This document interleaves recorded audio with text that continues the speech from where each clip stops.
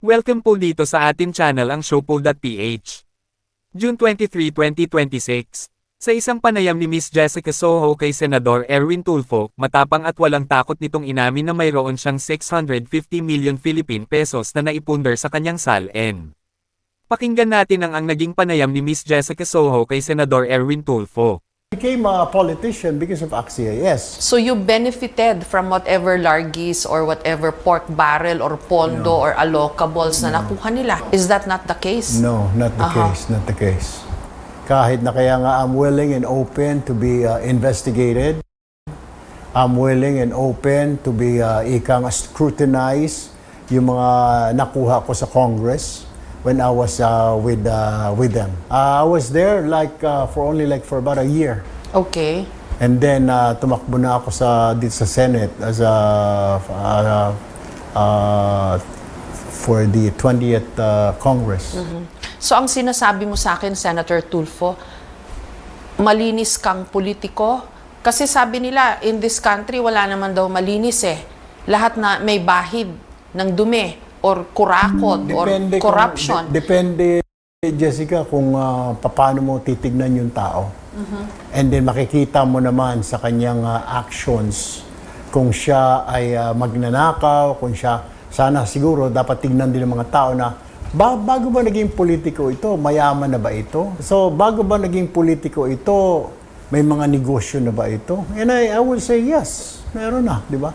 Kaya nga po, yung SALN ko, hindi ako natatakot na iprinisinta ko, na meron akong 650 million, may utang na 250, so meron akong 400M, mga properties, na yun ang naipundar ko when nasa labas pa ako before I became a politician. So you have clean hands? Malinis ang mga kamay mo, Senator Tulfo? Yes, actually.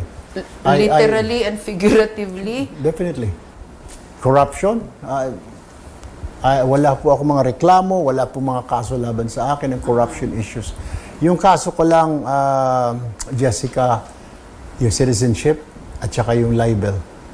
Yun po yung dahilan, yung dalawa na ito, na hindi po ako pumasa sa CA bilang DSWD Secretary. Na-carry over yung pagdating ko sa COMELEC, pero nalagpasan po yun dahil naipaliwanag doon na ano nangyari, etc. So yung SALN mo is pag 650 million ang assets mo, tama ba?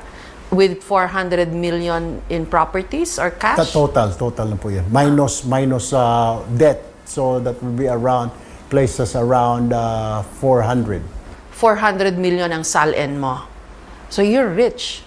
Naipon ko before I joined the politics. So ang sinasabi mo, hindi mo kailangan kumita ng pera sa masamang paraan o sa pangungurakot.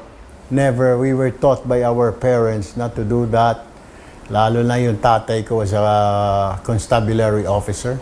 When he retired, meron lang po kami isang bahay na bigay pa, pinagtulong-tulungan ng mga kapatid ko para matayuan sila ng bahay ng mami ko. Sabi niya gano'n, which may punto rin eh. Paano maipapakain mo yung galing sa madumi sa mga anak mo, sa asawa mo? How can you do that? And I can't. Panoorin ang buong video sa Kapuso Mo, Jessica Soho Podcast, i-click ang mga link sa description box. At yan ang ating latest SOCMED viral update for today. Please like and share ang video at huwag kalimutan mag-subscribe, i-click ang notification bell for more SOCMED viral updates at suportahan po ang ating Facebook page. Maraming salamat sa lahat ng nag-subscribe indeed, magandang buhay sa lahat, shukran.